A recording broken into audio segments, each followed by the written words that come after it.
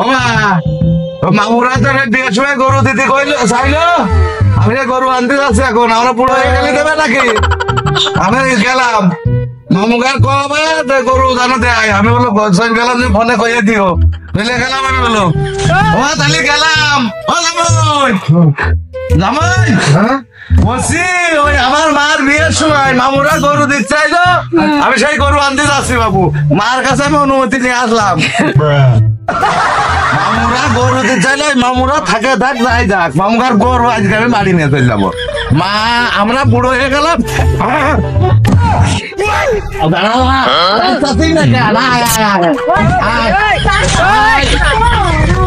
মামুরাই যে গরু দেয় না মামুগার